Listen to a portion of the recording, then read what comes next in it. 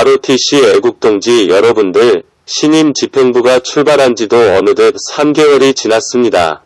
나름대로는 최선을 다해서 새로운 분위기 조성을 위해서 노력은 하고 있습니다만 여러 가지로 미흡한 면이 많을 줄 압니다. 그래도 많은 선후배 동지들께서 물심양면으로 협력해 주셔서 그런대로 꾸려나가고 있습니다. 거듭 감사드리며 한 가지 부탁을 드립니다. 9월 8일 오후 5시에 열릴 예정인 제3차 애국포럼은 우리 애국동지회가 내년 대선까지 해야 할 주요 활동과 관련된 내용들이 포함되어 있습니다.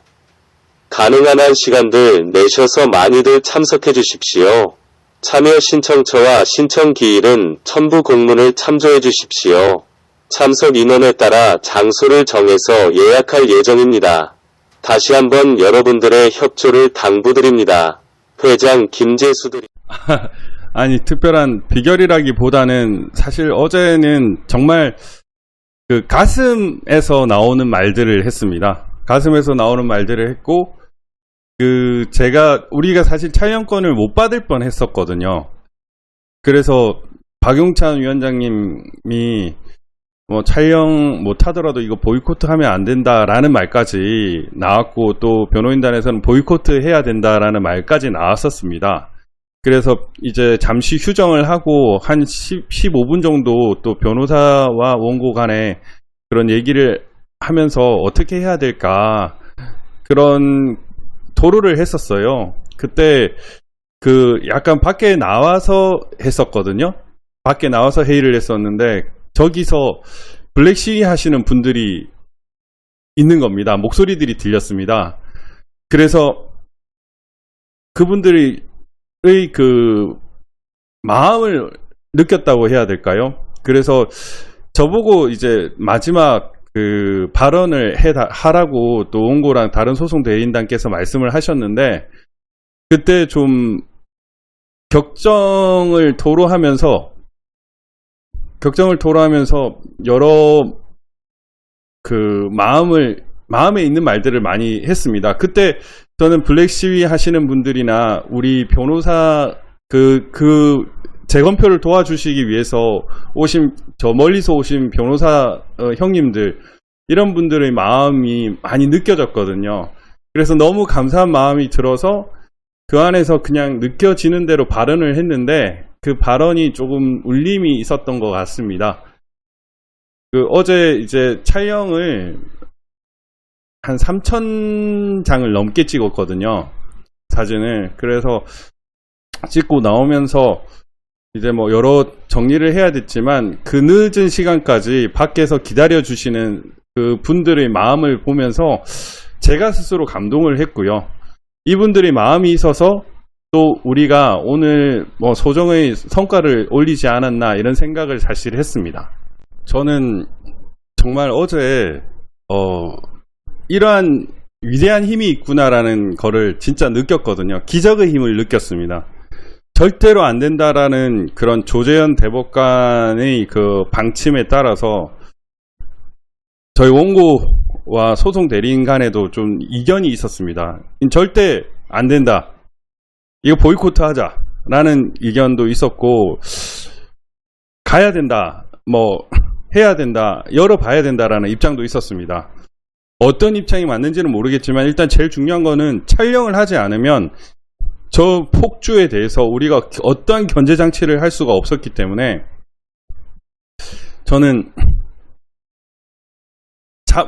반드시 얻어야 된다고 생각을 했습니다. 그래서 많은 변호사님들이 조재현의 일방적인 소송 지휘권 남용에 대해서 경고를 했습니다. 당신이 말하는 그 촬영을 불허하는 법적 근거가 뭐냐, 그런 것이 핵심이었고, 이 검증의 취지나 검증의 뭐 어떤 신청하는 주체, 검증의 필요성, 뭐 이런 어떤 법적인 부분에서는 당연히 검증에서 촬영이 허용돼야 되는 거거든요. 그런데 끝까지 안 되겠다고 우기는 그런 상황 속에서 김기수 변호사님, 장영하 변호사님, 권호영 변호사님, 그리고 옆에 계셨던 뭐 윤용진 변호사님의 현성산 변호사님이나 강하게 우리 변호사님들이 말씀을 하시면은 아지를 뗐습니다. 이건 소송 지휘권 남용입니다. 막 이런 식으로 해서 우리도 강경한 태도를 취했고요. 그 김기수 변호사님은 퇴정당할 각오까지 하시고 2차 경고까지 받으셨습니다. 그렇지만 나는 이렇게 배우지 않았어.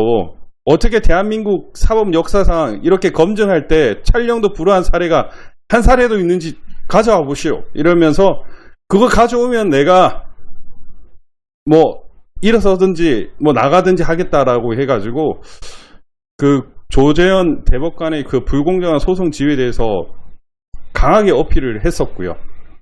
원고 박용찬 그 위원장님도 정말 그 100분 토론 사회도 하시고 뉴스 앵커도 하시지 않았습니까?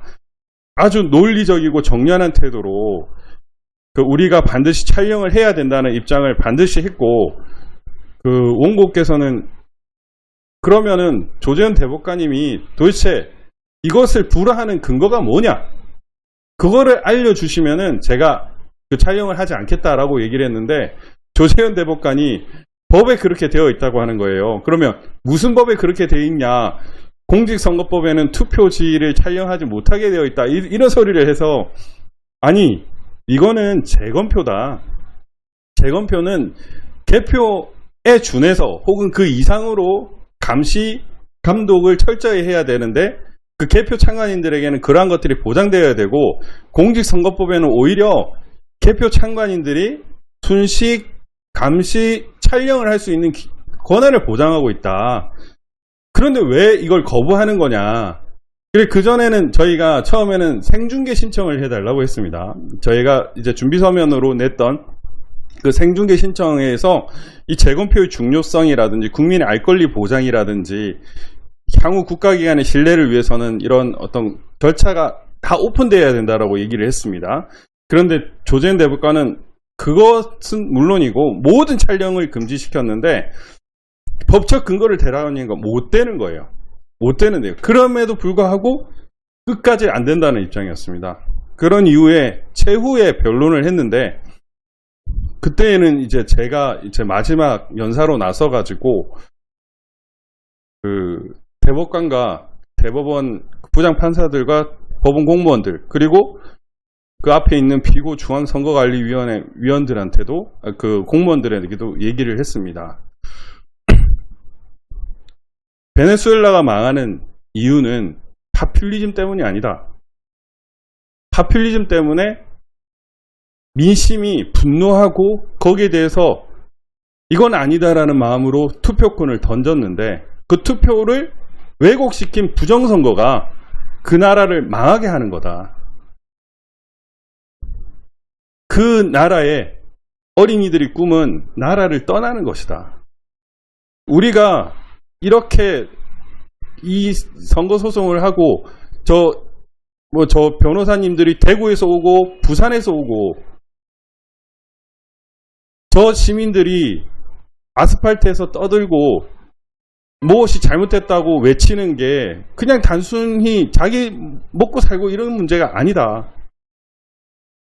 이 나라가 망하는 것을 더 이상 볼 수 없기 때문에 저렇게 와서 외치고, 우리 이 공판정에도 이 많은 변호사님들이 자발적으로 와서 이렇게 외치는 것이다. 우리나라의 주권이 달린 문제인데 왜 당신은 촬영권을 허락하지 않느냐. 도대체 무엇 때문이냐.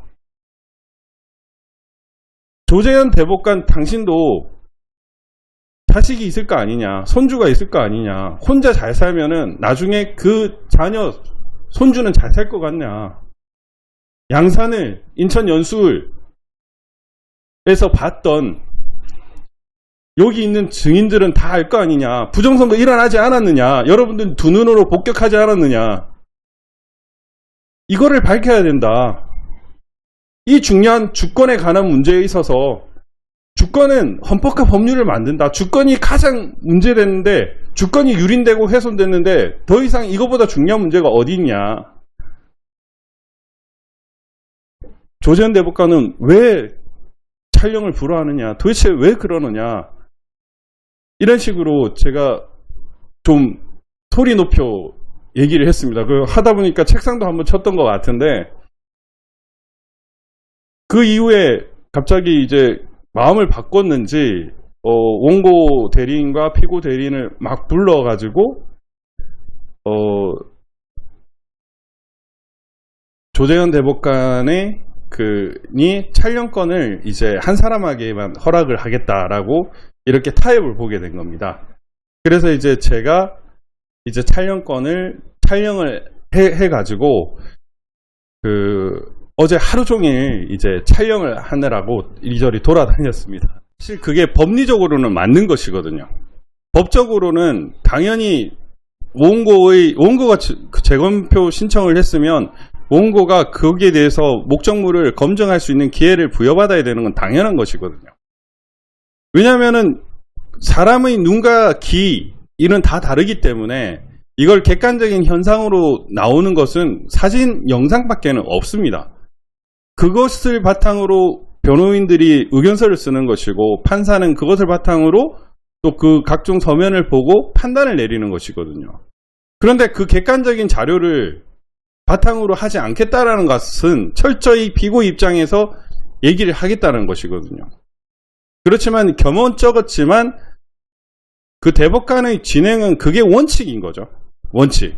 그리고 사실상 처음이면 몰라도 인천 연수울이나 경남 양산을이나 이렇게 수많은 가짜 투표지들을 봤으면 이미 원고가 맞구나라는 인식을 가지고 재판을 진행해도 되는 것이거든요. 제가 만약 피고 변호인이었으면 저는 사퇴했습니다. 부정선거 맞네 이러면서 이렇게 했을 것 같아요. 그런 식으로 재판관이 진행을 해야 되니까. 근데 오히려 촬영권을 허가를 해줬기 때문에 오히려 조재현 대법관이 조금 편안한 마음이었던 것 같아요. 이 말도 안 되는 사법농단을 하고 있고 수사 지휘권을 남용하고 소송 지휘권을 남용하는 주범이 자기라는 사실을 알았던 겁니다. 판사들은 그래도 그런 게 있거든요. 내가 법적인 책임을 지면 안 된다. 그런데 제가 그렇게 얘기했습니다. 이런 거는 대한민국과 대한민국 역사와 대한민국 국민들에게 엄청난 죄를 짓는 것이다. 왜 이런 일을 하느냐. 이런 식으로 얘기를 해요. 또 이 정권에서 대법원의 문을 열어줬던 게 그 김명수 아닙니까? 그리고 김명수 밑에서 법원 행정처장을 지냈던 조재현 대법관 아닙니까? 본인들이 전례를 만들었습니다. 본인들도 소송 지휘 남용, 소송 인사 남용으로 충분히 저 감옥에 들어갈 수도 있는 상황이 됐거든요. 그들이 처벌을 했던 전직 그 대법원장이나 법원행정처 차장이나 이런 분들보다 더 큰 과오와 죄책을 짓고 있지 않습니까? 그런 상황에서 향후에 이런 엉터리 재판 진행, 특히나 지금 처음에는 139건의 소송이 제기되었는데 거기에 대해서 전혀 사람이 먼저라고 그럴듯하지만 비극의 전주곡 사람이 먼저다. 문재인 정부 들어서 이 구호를 참 많이 보고 듣게 된다. 그런데 이 구호의 출처가 어딘지 알고 계신가요? 공부하신 분들은 알고 있다. 한국대학생선교회 CCC에 침투했던 간첩 신영복 입에서 나온 말인 것을. 그럼 신영복은 이 말을 혼자 생각해냈나요? 아니지요. 그럼 어디에서? 북한 김일성의 주체 사상에서지. 하지만 조금 더 파고들면 사람이 먼저다. 는 북한 김일성이 창작한 구호가 아니라는 걸 알게 된다. 그럼 사람이 먼저다. 어디서 온 거니? 중국 장제스와 마오쩌둥이 국민당, 공산당 내전을 벌이던 시기, 그리고 마오쩌둥 집권 초기에 중국 공산당 일부에서 내세웠던 구호가 바로 런민요셴, 인민우선. 사람이 먼저다. 그러면 사람이 먼저다. 라는 이 구호는 마오쩌둥과 중국 공산당이 창안했는가요? 아니지요. 마오보다 훨씬 이전에 1800년대 중후반 러시아 나로드니키, 인민주의자들이 즐겨 쓰던 구호가 사람이 먼저다, 피플 퍼스트, 그렇군요. 러시아, 인민주의, 나로드니체스트보의 구호가 바로 사람이 먼저다 였군요. 문재인 정부 들어서 한국 사회주의자들은 러시아, 중국, 북한을 거쳐온 100년도 훌쩍 넘은 캐캐묵은 구호를 굶어 죽은 해골들 가리웠던 거지 보따리에서 꺼내 한우 사골보다 비나게 우려먹는다. 출처도 과거도 묻지 않고 그럴듯하게 들리면 그냥 다시 우려먹는다. 러시아, 중국, 북한, 이 나라들의 공통점은 과거에 이 구호를 써붙여 놓았다는 점. 이 구호 자체는 잘못된 게 없어 보인다. 돈보다 사람이 우선되어야지요. 권력보다 사람이 우선되어야지요. 그런데 이 세 나라가 가진 또 하나의 공통점은 그 구호를 써붙여 놓고 그 구호 아래서 엄청나게 굶어 죽었다는 점. 소련 스탈린 시절 약 2천만 명 이상 굶어 죽고, 홀로도모르, 중국 약 4,500만 명 굶어 죽고, 인민대약진운동 때만. 그 이후에도 엄청 굶어 죽음. 북한 해방 이후 약 300만 명 굶어 죽었다.